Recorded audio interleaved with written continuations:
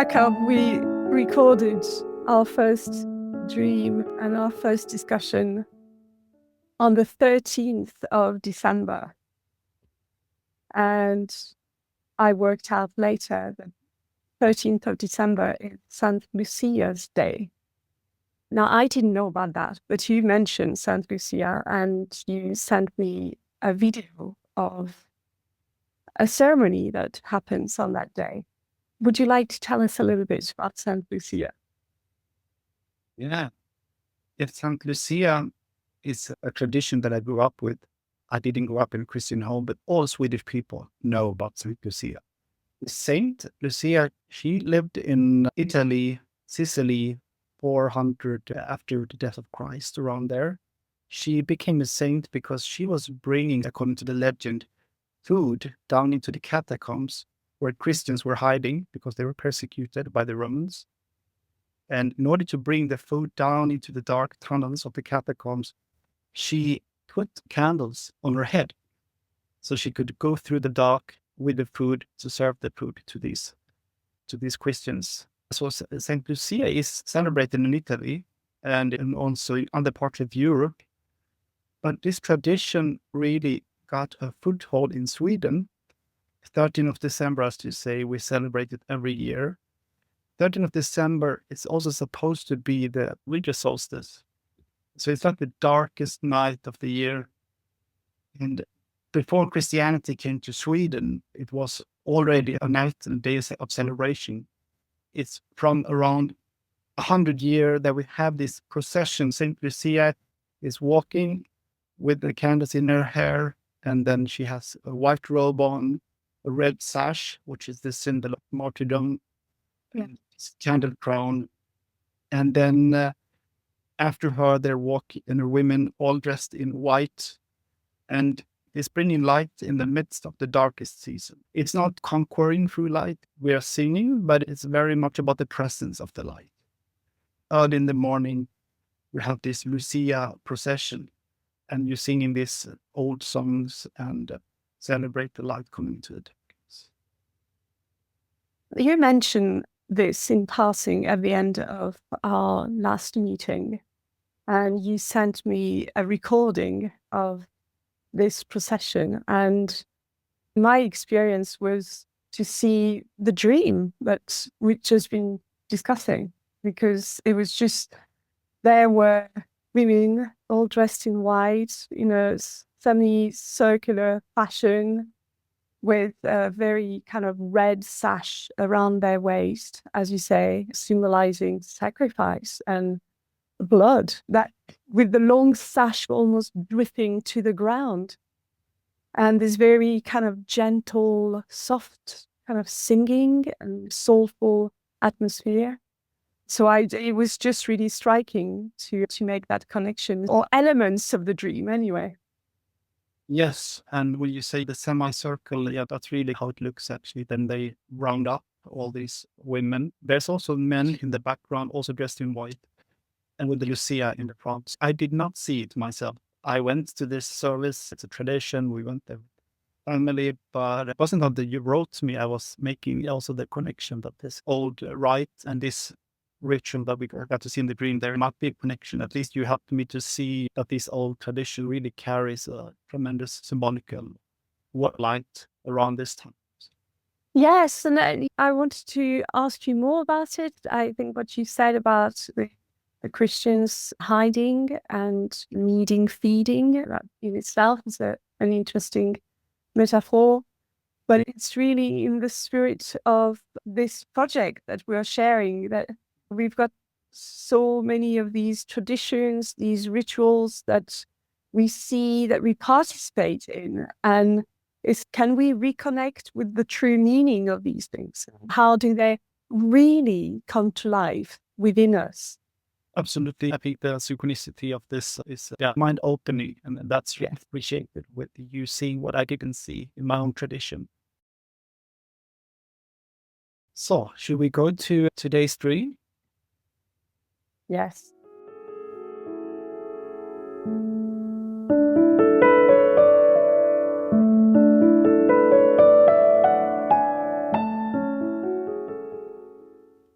I'm trying to save a fish and to get it back into the water. And I'm really working at it. And I'm holding it for a long time.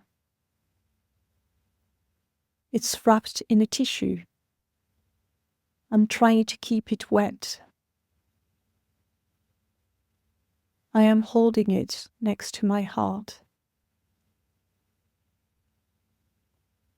I'm trying not to get bit or poked by it.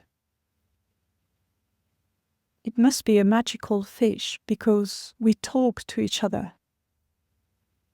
And the fish lasts a long time out of the water. I get distracted and forget about the fish. But then it reminds me, and I get back to my quest to get it safely back into the water. I have found a place, and I'm filling a pool up with water. Maybe like an actual pool, or like a tiered hot tub. I ask the fish what temperature it would prefer, and it says, cool. The fish is about 8 inches long, and it has silver scales. I'm making my way to the water, not sure if it is the same water now or different. And it's very crowded.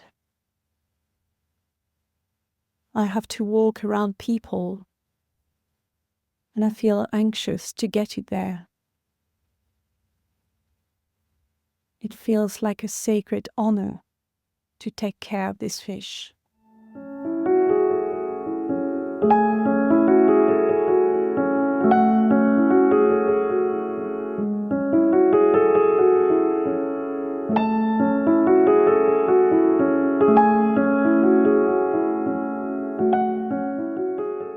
I think of dreams as fishes.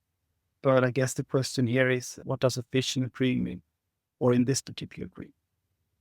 What is this fish that this dreamer is asked to care for, forgets, picks up again, puts in a wet cloth, baby, and it's not just a fish. It's a magical fish. It's a fish that can speak.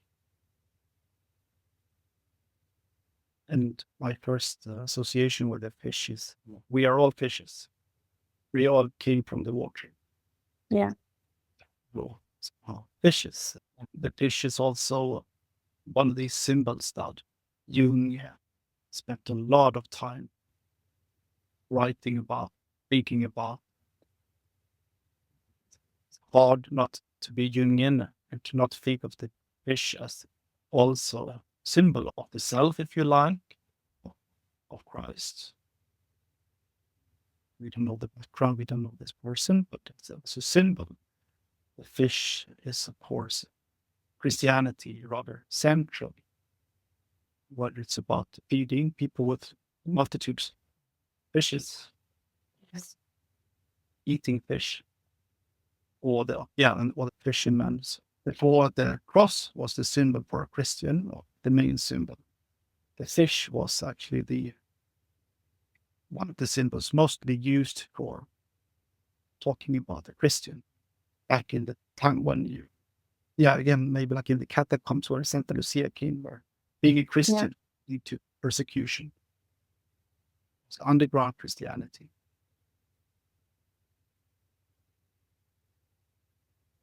And as you say, there would be so much to say about the symbolism of the fish. And we come across this type of imagery in dreams so often. Water, enough water, not enough water. The fish theme comes up a lot. But I really liked this dream for being quite, in a way, simple. It's just a very clear quest that there is this fish and this fish needs water.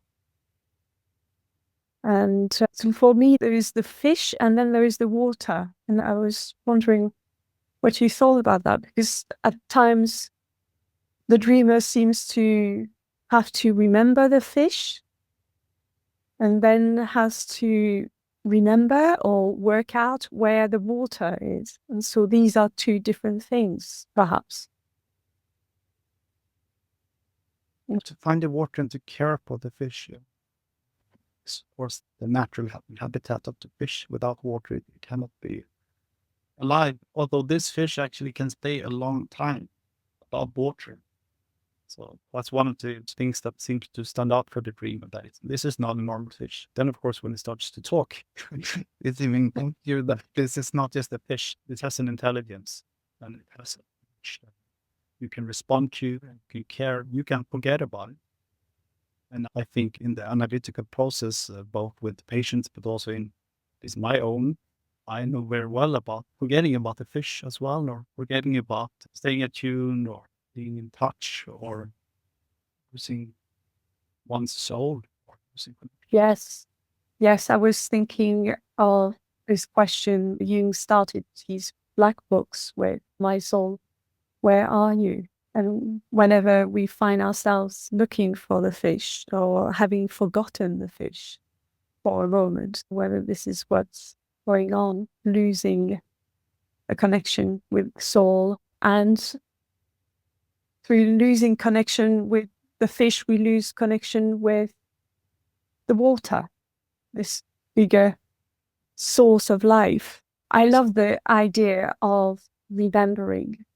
I find this so powerful and in the dream, this is the lovely thing about this dream. He works so hard, and I think it says specifically, this is really requiring a lot of attention and focus and work. And I was thinking of prayer, any form of prayer, as a form of remembrance. In Sufism, the zikr is a form of prayer, which means remembering. I find this very evocative, that the whole prayer is an act of trying to remember myself, remember the soul, remember God, remember life. And so this repeated kind of attempt, remembering and trying different things, putting tissues around, going there and try the hot tub. It doesn't feel very comfortable for a fish, but on it goes. Yeah, but there's also, there's the caring and the remembering and the forgetting that I think, again, one can relate to. So there is also the quest of letting it go or releasing the fish. Yeah. At the end of the dream, it's not alone in the water. There's many people there. There's many people. But he has his quest, and part of that is releasing this fish, this magical fish, and let it swim. It's not to be kept or held close to the heart forever like a baby. It has to be let go out into the ocean or into the water. Yeah. Yes, and I was thinking of this image in the context of the call for dreams that we sent out. Whether we also send an invitation to release fish that people might have carefully held close to their heart, but maybe these fish didn't especially have a space to really swim onwards and to be shared. And this was really kind of my intuition behind our project, that some people have these precious fish, but they don't really belong to them, as it were. And the fish needs this bigger space, this living space, to be shared and to be put in contact with other fish, as it were. Yes. Yeah, I find it in contrast to our first dream, or as a continuation, if you'd like, however one wants to imagine this. Think about the second dream. Its movement, its setting, it's also different. In the first dream, there is this, not a procession, but it's very ritualized. Yes. The movement is very ritualized, very organized. It follows a specific procedure. While a fish, is there anything more moving and sliding around like a fish? You can't hold it, it might jump out of the hands. It's so full of life. And this fish even speaks to you. So Yes, very lively. it's fully alive. Yes, you can't fully control the fish. It will slip out of your hand. It has its own life and its own Yes. energy. Because it's a bit like in my mind, like the spirit. So you say the spirit, it comes and goes as it parts of it is just trying to care and all release, but it has its own life. Yes, and therefore this dream it is a collective dream. What does that mean for the fish to be out of the water or not having found its water? To me, that speaks to something I know you were discussing with Sean a few weeks ago when the word disenchantment was mentioned. And somehow this image of the fish, which is just about surviving, and it's okay, and it keeps on talking, but really, it is not where it needs to be. And I wonder whether, the disenchanted world is like that, where it's okay, you can just about live, survive, but really, can you? Like something is, I seem to remember that Sean was saying something is killing us. Being out of the water ultimately was like a slow death. But that's also maybe, I think the water is much more present than we think. Yeah. I think it's about the world and what's happening in the world. If we look at all these old sacred rivers, they are literally drying out. The oldest sacred rivers, they are all drying out. So yes, there is a catastrophe that we are living in this catastrophe. But psychologically, I think it's like everyone is in the water. We might not see it, but like, for example, you made me see some of the water I was actually in when you connected Lucia to what we're doing here. So in my understanding, the water is just all around. Forget, well, we don't see it anymore. Do you see anything else in the water? What does the water mean for you? That's a question I think all of us have to think about. No, but I know for sure that in the analytical room, there can be water, and we have this space that we can create for people to get in touch with again, with their unconscious, their imagination, with the spiritual life, if you like. But outside of the analytical space, it can be hard to find those places. Yes, it can be hard to find that community or the right type of church, or maybe you're not comfortable with a church or a mosque. So where are those places where other people, fishes can swim, they can interact with the light, or they can swim freely? I think there's a deep lack and something missing there. And I think Jung and Jung's psychology and Jung's interest in the fish symbolism had a lot to do with that. He wanted to release the spirit again. The spirit cannot thrive in a certain climate or atmosphere. If it's a church without water, it's not alive anymore. And I think that's the beauty of Jung's work and the beauty of our work, that you can be a little water container, a vessel. So I think what we're trying to do, or see what this project would lead, it's exploring where is this water?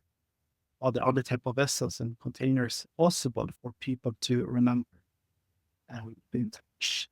Yes, I liked you say that the water is a lot more present than we think, and that we need to remind each other that it is there. And this is something that we need each other for. And I just want to say something about this dream in itself. It's also very, I don't know the right word, but it's cute to me, or nice, or just pleasant and fun. Yes. It's really also all of that. We don't know the streamer, but it's like a what precious gift to have received this, and also sharing it with us, and Yes. it's allowing it to swim out in the water, and also see what other people think of this. how to move. Maybe we can move with the fish.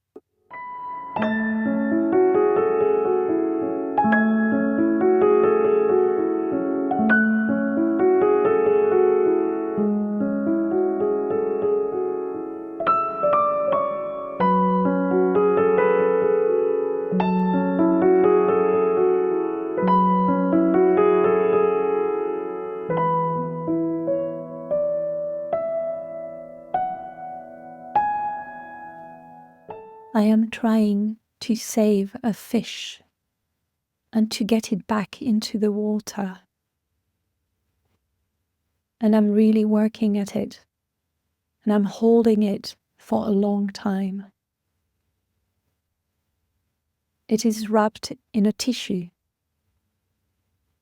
I am trying to keep it wet. I am holding it next to my heart. I'm trying not to get bit or poked by it. It must be a magical fish, because we talk to each other, and the fish lasts a long time out of the water. I get distracted and forget about the fish, but then it reminds me, and I get back to my quest to get it safely back into the water. I have found a place, and I'm filling a pool up with water. Maybe like an actual pool, or like a tiered hot tub. I'll ask the fish what temperature it would prefer, and it says, cool. The fish is about 8 inches long, and it has silver scales. I am making my way to the water, not sure if it is the same water now or different. It is very crowded. I have to walk around people. I feel anxious to get there. It feels like a sacred honor to take care of this fish.